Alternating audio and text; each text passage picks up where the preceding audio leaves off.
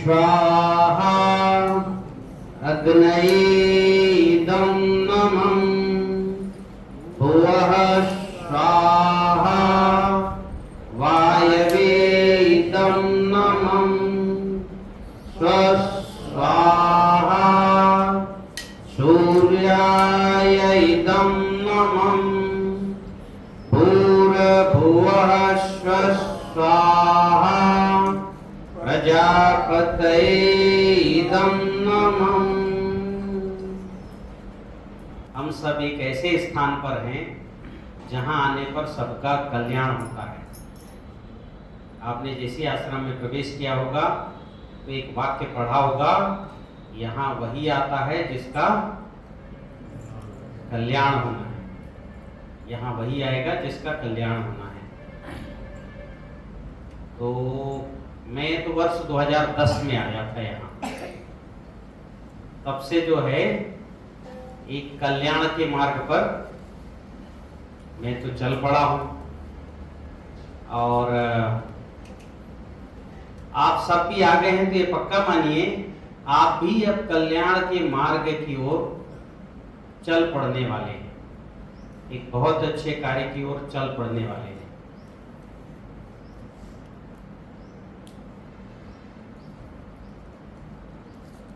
भगवान कृष्ण ने गीता में दो ही चीजों को, दो ही जो है वो कामधेनु कहा है। एक है गाय और दूसरा है अग्निहोत्र।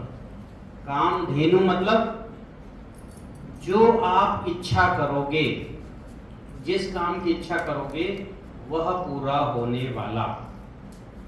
और गीता में कही गई कोई भी बात असत्य नहीं है, अप्रामाणिक नहीं है।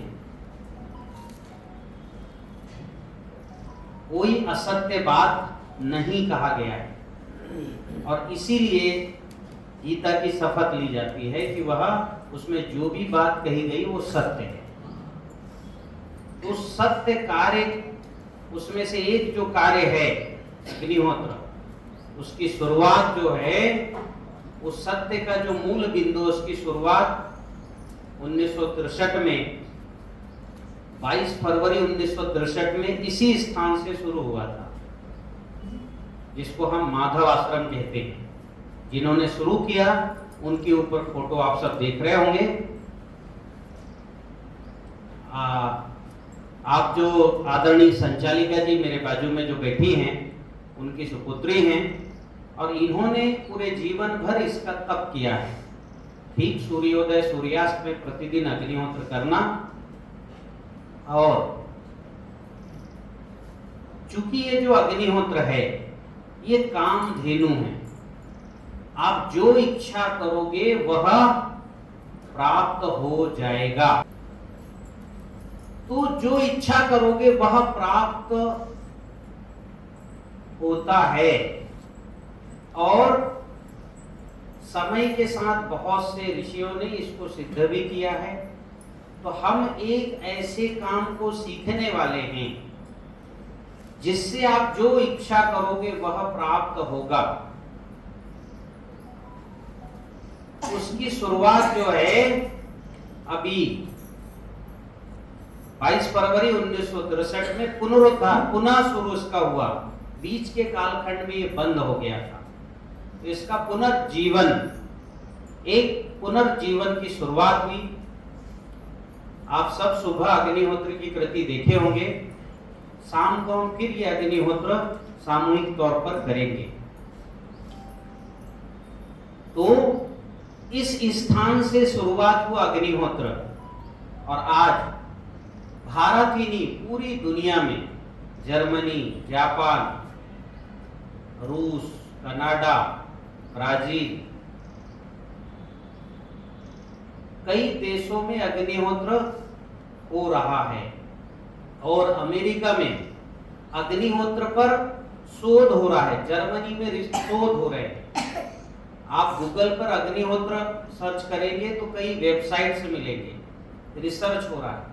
मैं भी वर्ष 2010 से एक खोज में यहाँ आया और मुझे अग्निहोत्र मिला और इस पर भी मैंने कई तरह से काम किए।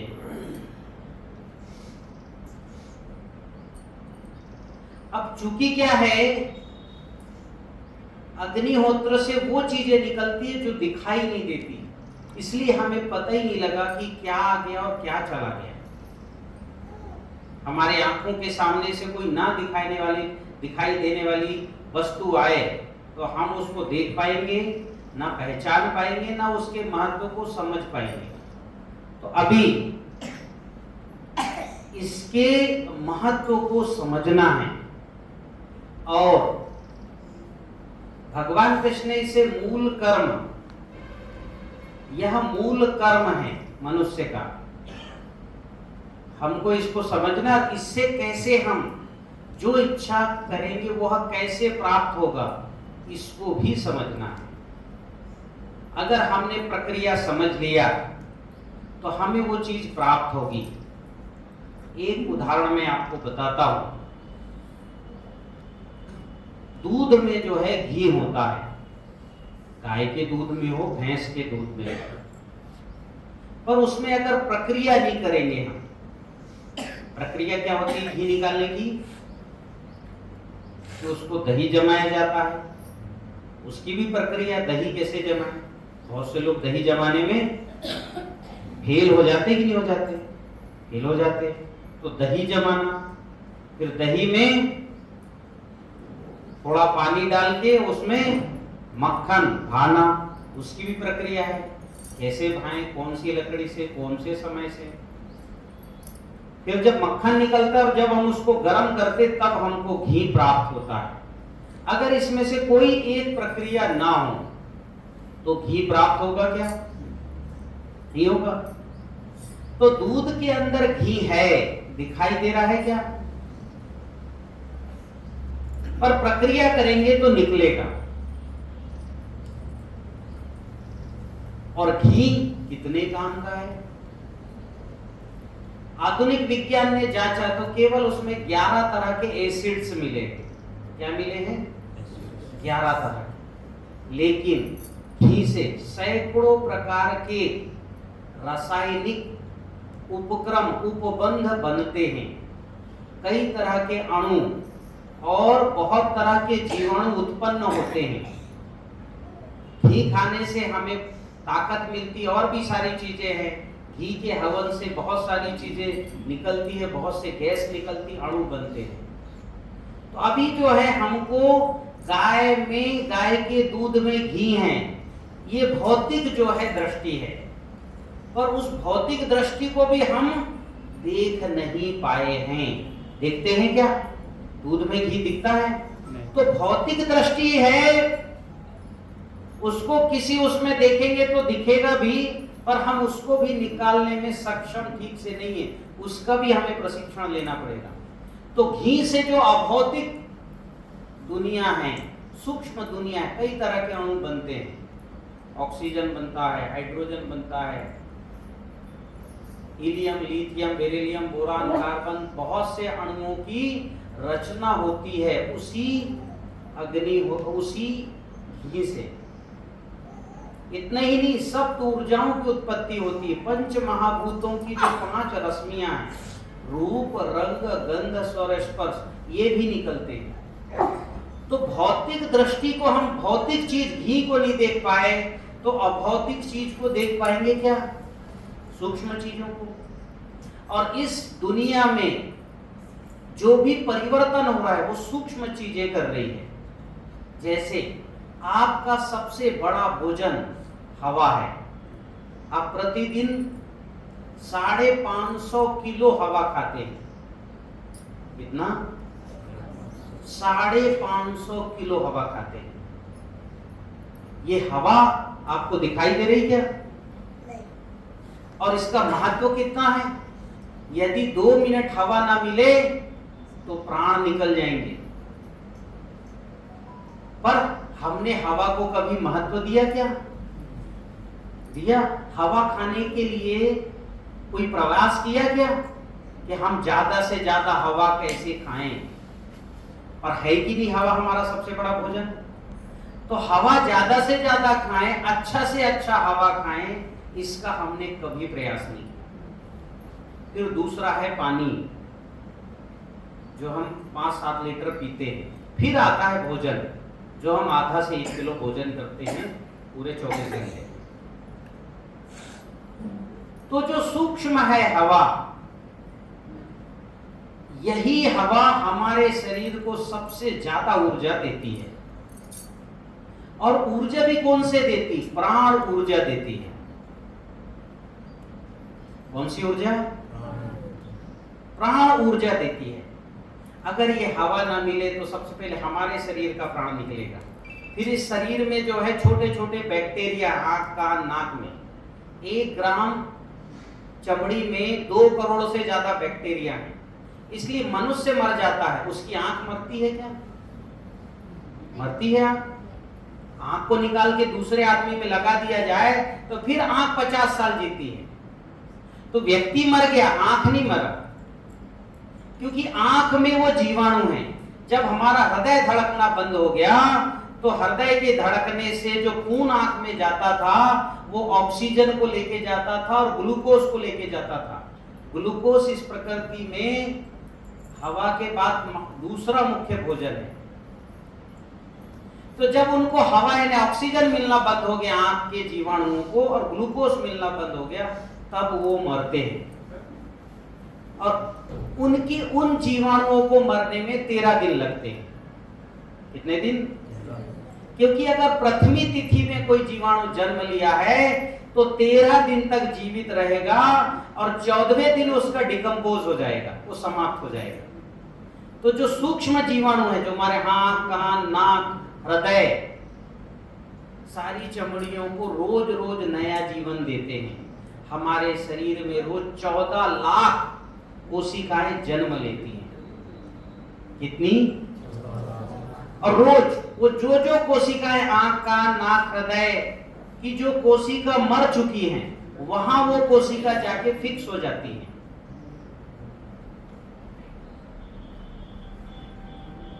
और 7 साल में आपका पूरा शरीर बदल जाता है। रोज 14 लाख कोशिका बदलेगी तो कितने साल में पूरा शरीर बदल जाएगा? आप पूरा नया शरीर बन जाएगा। आपको पता लगता है क्या? नहीं लगता। सांप की केचुली निकल जाती है इसलिए पता लगता है, पर हमारे रोज रोज बदल रहे हैं इसलिए पता नहीं लगता। 7 साल में आप पूरे बदल जाते हैं। तो ये पूरे बदलने का काम छोटा परिवर्तन हुआ है कि बड़ा है? रोज कोशिका, रोज 14 लाख कोशिका जन्म लेती है।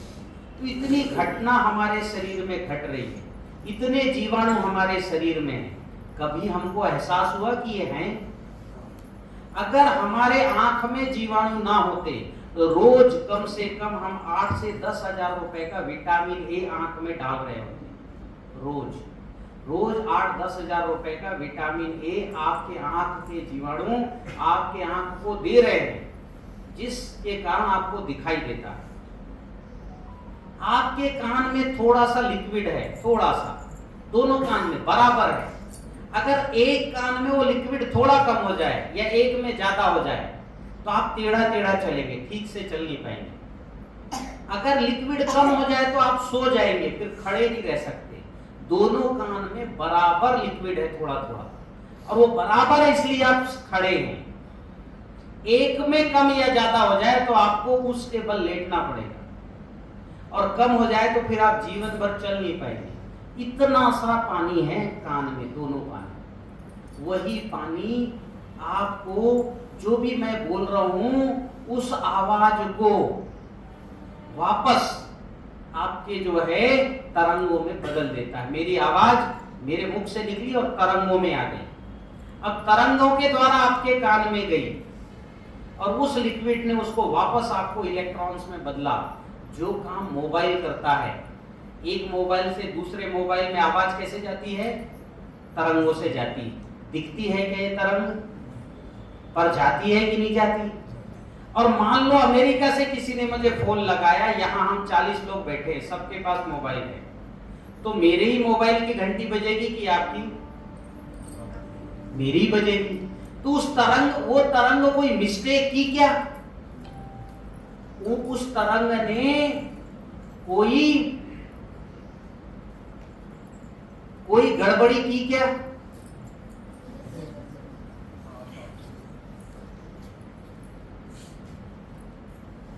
मेरी बात समझ रहे हैं? वो जो मोबाइल की तरंग आई, वो आपकी घंटी नहीं बजी, मेरी ही बजी, तो एक तो वो तरंग दिखाई नहीं दे रही है, पर काम परफेक्ट कर रही कि नहीं कर रही है? और वो तरंग केवल आवाज ही नहीं भेज रही है, प्रकाश भी भेज रही है, पूरा रूप भेज रही है।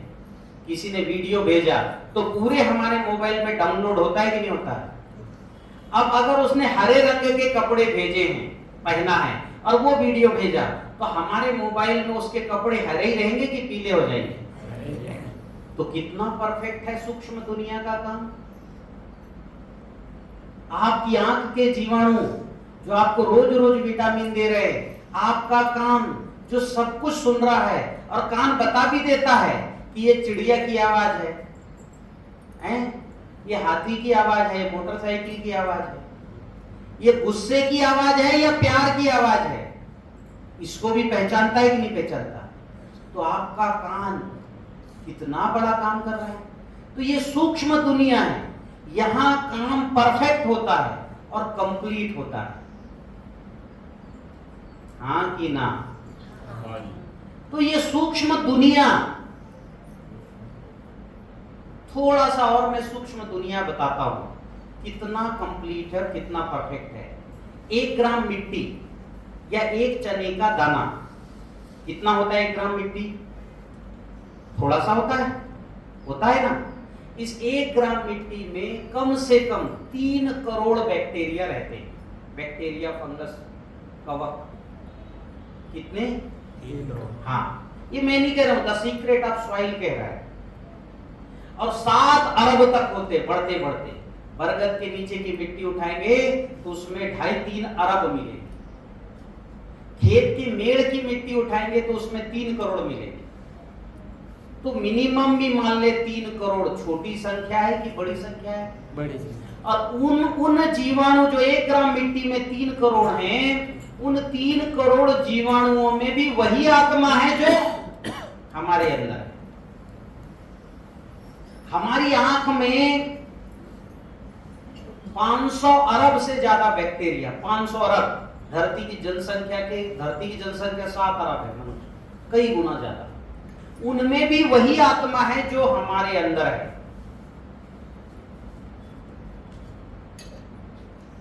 तो उस 1 ग्राम मिट्टी में केवल जीवाणु नहीं, उसके आगे अणु हैं। 2 के आगे 26 शून्य लिखोगे उतने अणु हैं। अणु यानी परमाणु, phosphorus, potash, zinc, iron, calcium, magnesium, hydrogen, helium. कितने परमाणु हैं? 2 के आगे 26 शून्य लिखेंगे, इतने परमाणु हैं। और एक परमाणु की ताकत 1 परमाणु बम के बराबर है। और कोई बता सकता है परमाणु बम की ताकत कितनी होती है? 200 TNT, 20 किलोमीटर का गड्ढा बन जाएगा, इतनी ताकत है। कितने परमाणु में? कितने परमाणु में? 1। और 1 ग्राम मिट्टी में कितने परमाणु हैं? 2 के आगे 26 शून्य लिखेंगे। बोल सकते हैं क्या इस संख्या को? इतने परमाणु हैं। यानी हर परमाणु का बम बना दिया जाए तो पूरी धरती के ऊपर गड्ढे ही गड्ढे हो जाएंगे। तो मात्र 1 ग्राम मिट्टी में इतनी ताकत है, और इतने अणु हैं, और इतने जीवाणु हैं। आपको सूक्ष्म दुनिया की विशालता का अनुभव हुआ कि 1 ग्राम मिट्टी में इतने हैं। फिर मोबाइल फोन की तरंग दिखती नहीं है, पर परफेक्ट जिस नंबर का फोन होगा उसी को घंटी बजाएगी, उसी को पूरा वीडियो भेजेगी। जो तरंग दिखाई नहीं दे रही है उसकी आवाज परफेक्ट आती कि नहीं आती? आती है। आवाज परफेक्ट आता है, वीडियो परफेक्ट आता है। तो जो तरंग दिखाई नहीं देते वो परफेक्ट होते हैं, कंप्लीट होते हैं, पूर्ण होते हैं और परफेक्ट होते हैं। पूर्ण होना और परफेक्ट दोनों अलग अलग चीज है। पूर्ण यानी पूरा का पूरा वीडियो जाएगा, परफेक्ट यानी आगे पीछे नहीं रहेगा कि आंख कान नाक, आंख नीचे लग गया, कान ऊपर लग गया, ऐसा नहीं। तो दिखाई ना देने वाली दुनिया परफेक्ट है और कंप्लीट है।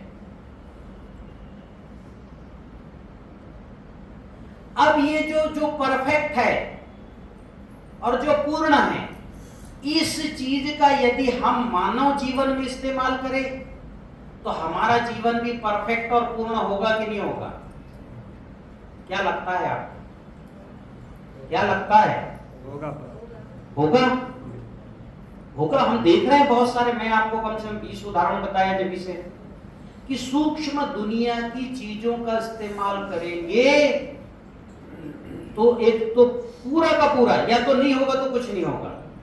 अगर मोबाइल में घंटी नहीं बजी तो फिर कुछ नहीं होगा, और बज गई तो फिर पूरा होगा। हाँ कि ना? ये जो बिजली है, इलेक्ट्रॉन्स, ये तार के अंदर दिखाई देती है क्या? 50 वाट है कि 100 वाट है, 1000 वाट है, दिखाई देती है क्या? नहीं। लेकिन जब डिवाइस से जुड़ता है तो प्रकाश, पंखा चल गया, हीटर चल गया, एक ही चीज काम करती है कि नहीं करती? तो जो इलेक्ट्रॉन्स दिखाई नहीं देते वो देखो कितने काम कर रहे हैं। बिजली, प्रकाश भी बना दे रहे हैं, हीटर भी चला दे रहे हैं, पंखा भी चला दे रहे हैं, बहुत सारे काम कर रहे हैं। तो सूक्ष्म दुनिया की जो तरंग हैं, जो अणु हैं, वो पावरफुल है और परफेक्ट है। क्या है? पावरफुल और परफेक्ट। बहुत पावरफुल है। तो ये जो है पावरफुल और परफेक्ट चीजें आज का विज्ञान बड़ी बड़ी डिवाइस लाके दे रहा है। पहले मोबाइल बड़ा आता था, फिर छोटा आया, पर वो फिर भी उसका 250-300 ग्राम वजन था जब वो आए। देखिए 2008-9 में आपने मोबाइल इस्तेमाल किया होगा, बड़ा वजनदार आता था।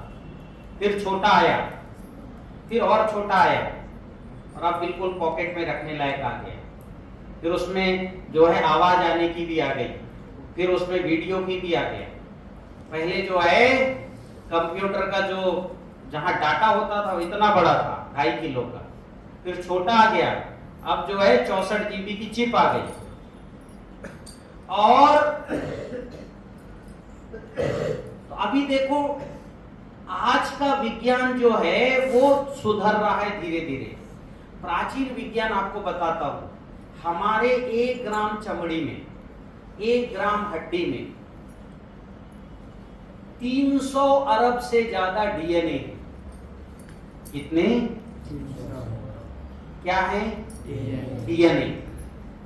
हम तुम सब अब डीएनए से ही बने, हमारे माता पिता के डीएनए से ही हम बने। तो 1 ग्राम में 300 जो है अरब से ज्यादा डीएनए हैं।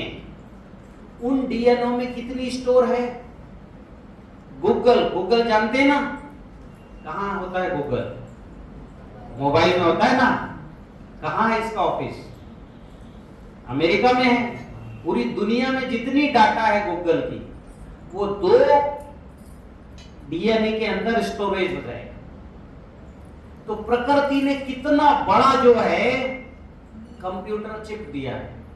और ये स्टोरेज अभी का नहीं, मेरे पिताजी ने जो सीखा होगा, उनके पिताजी ने 7 पीढ़ियों का स्टोरेज है, खुद के जीवन का और प्रकृति को देखने का, समझने का।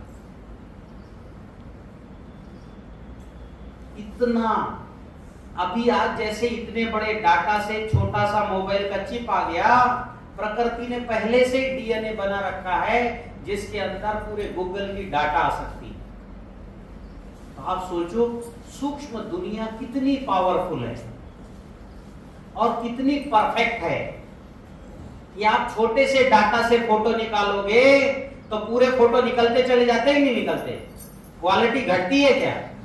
नहीं, जो का क्यों उसी रिजोल्यूशन के फोटो निकलते चले जाते हैं। तो सूक्ष्म दुनिया बहुत ही पावरफुल है और परफेक्ट है। अब ये जो है इस सूक्ष्म दुनिया के पावरफुल और परफेक्ट तरंगों को निकालने का ज्ञान अगर मैं आपको समझा दूं तो आपकी लाइफ स्टाइल,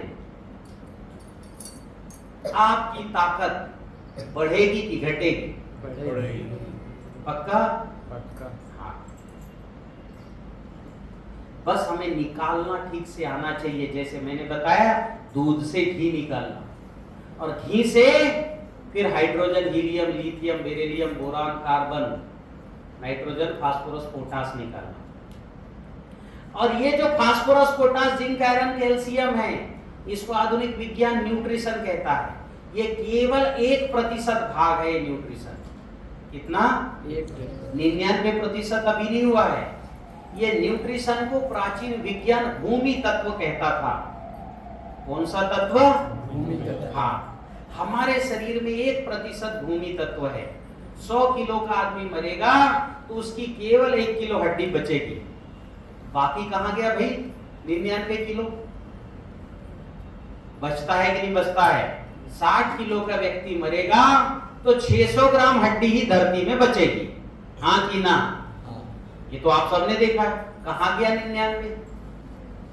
तो जो हवा का था हवा में गया, जो पानी का था वो पानी में गया, जो आकाश का था आकाश में गया, जो अग्नि का था अग्नि में गया।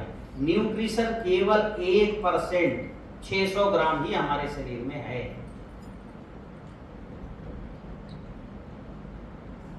बाकी 70% इस शरीर में जल तत्व है। क्या है? जल तत्व।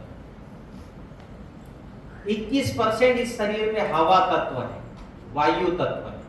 क्या है? वायु। 8% इस शरीर में आकाश तत्व है, और 32 अंश डिग्री टेम्परेचर अग्नि तत्व है।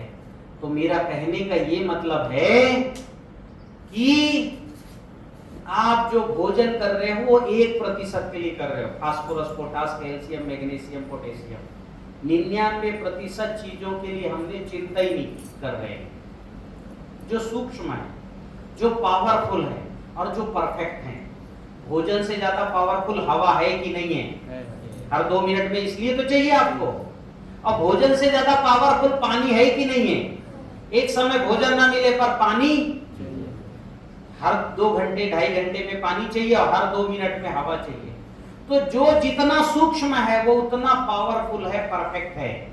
तो ये सूक्ष्म जो 5 चीजें हैं, भूमि, गगन, वायु, अग्नि, नीर, इनकी सूक्ष्म 5 तरंगे हैं, रूप, रंग, गंध, स्वर, स्पर्श। ये निकालना यदि मैं आपको सिखा दूं तो आपकी लाइफ स्टाइल, आपकी योग्यता, आपकी ताकत बढ़ेगी कि घटेगी?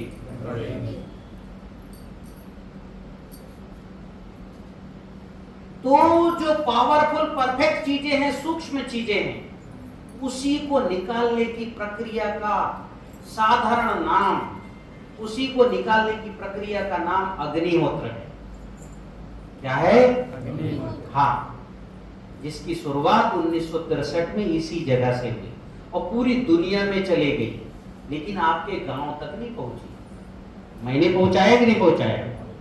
हाँ, हाँ, शाबाशी देंगे कि नहीं देंगे? गई क्या? 1963 से यहां आ रहा है और आपके गांव में नहीं पहुंचा। जर्मनी पहुंच गई, अमेरिका पहुंच गई, ऑस्ट्रेलिया पहुंच गई, आपके पास नहीं पहुंची। क्यों? क्योंकि इस प्रकृति में सारी चीज की पहुंच ज्ञान से होता है। किससे होता है? ज्ञान से। ज्ञान के अगर चक्षु खुले हैं तो सब मिलेंगे। इसलिए भारत में हमेशा ज्ञान की ही पूजा हुई है। ज्ञान देने वाला ही पूज्य रहा है, प्रथम रहा है। हमेशा जिसने ज्ञान दिया उसी को पूज्य माना गया, और जिन साहित्यों में ज्ञान है उसी को पूज्य कहा गया। साहित्य का मतलब है जो सत्य को दिखाते हैं। तो हमारे भारत में ग्रंथ लिखे गए, साहित्य लिखे गए।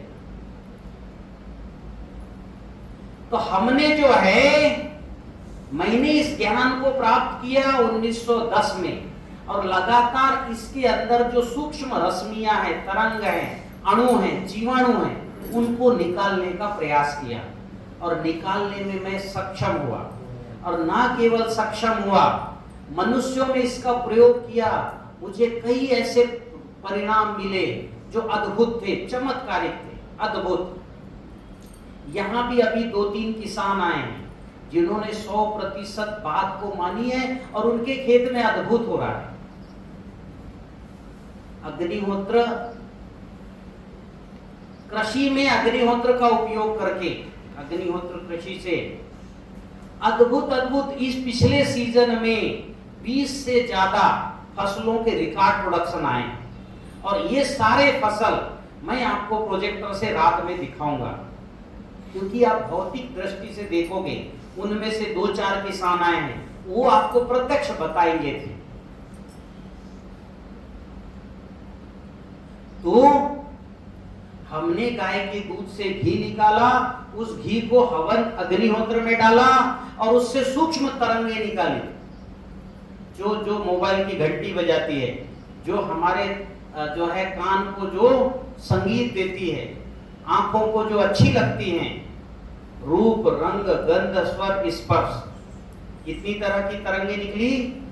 5। कितनी तरह की? तो रूप से हमको क्या रिजल्ट मिला, एक एक करके बताऊंगा। रंग से क्या परिणाम मिला? हमारी बॉडी का हर कोशिका रंगीन है कि नहीं है? आंखों का अलग रंग है, ठीक है, बालों का अलग है, दांतों का अलग है, चमड़ी का अलग है, सारे अलग अलग हैं कि नहीं? तो हमारा पूरा शरीर रंगीन है, एक एक कोशिका रंगीन है।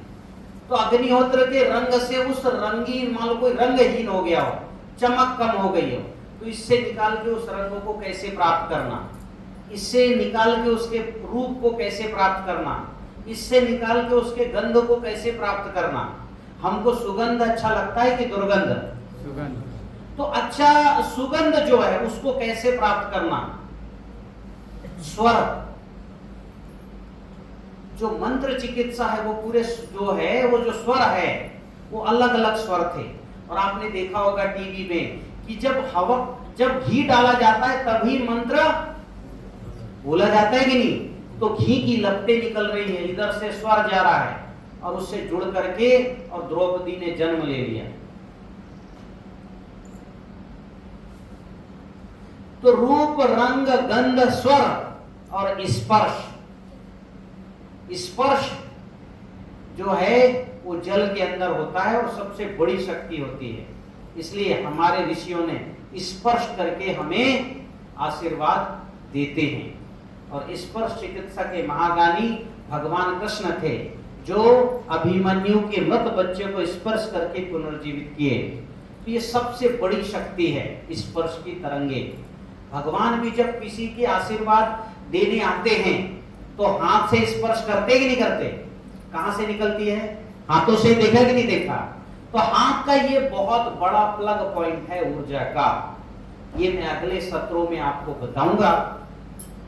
और इस सत्र में हमने ये समझा कि सूक्ष्म दुनिया बहुत बड़ी है। 96% है सूक्ष्म दुनिया। कितनी? 96। अब भौतिक दुनिया, हम तुम पेड़ पौधे दरी, है ना, ये जो है कौवा खरगोश बतख हाथी घोड़े, ये 4% है। कितना परसेंट? 4%। तो 96% सूक्ष्म दुनिया है और यही दुनिया बनाती है। आम के बीज को उगाती है, आम को बढ़ाती है, फिर उस आम को उसमें जो है 2-4 साल में उसमें फूल लेके आती, सारी सूक्ष्म दुनिया लेके आ रही है। वो सूक्ष्म तरंग, सूक्ष्म अणु, सूक्ष्म जीवाणु फिर उस आम को फलाती भी है और फिर उस आम को पकाती भी है। क्या करती है ये बताओ? आम जब कच्चा होता है तो खट्टा होता है कि मीठा होता है? और पकता है तो कितने दिन में जो है खट्टे से मीठा हो जाता है आम? हाँ, कितने दिन में होता है खट्टे से मीठा? कितने दिन में पकता है? 4 दिन में?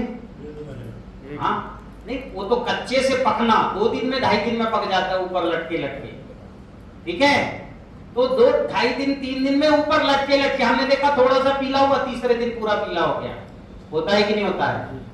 तो दुनिया में ऐसा कोई लैब है कि खट्टे को मीठा कर दे? वही लटके लटके है कोई लैब? चाइना भी मिली। ये सूक्ष्म दुनिया के काम है। तो सूक्ष्म दुनिया के बड़े अद्भुत अद्भुत काम है। ऐसे काम गिनाऊंगा तो 300 से ज्यादा काम सूक्ष्म दुनिया है। मैं भी गिनाऊंगा नहीं, आपको प्रत्यक्ष इसके प्रयोग हम दिखाएंगे, इसके प्रयोग करेंगे। और भारत ज्ञान की भूमि रही है और भारत हमेशा सत्य की भूमि रही है, भारत हमेशा जो है धर्म की भूमि रही है। इसलिए भगवान हमेशा भारत में ही जन्म लिए, बार बार लिए।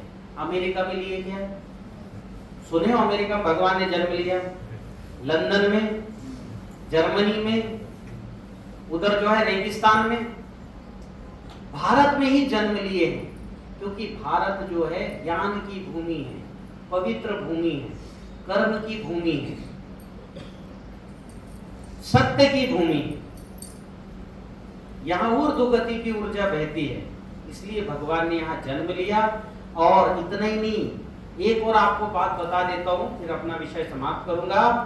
कि अमेरिका, जर्मनी, जापान, इधर धान, गेहूं, चना, अरहर, मूंग, मटर, मसूर, जौ, जई, ज्वार, बाजरा, कोदो, कुटकी है क्या उधर? नहीं है, ये भारत में हुए।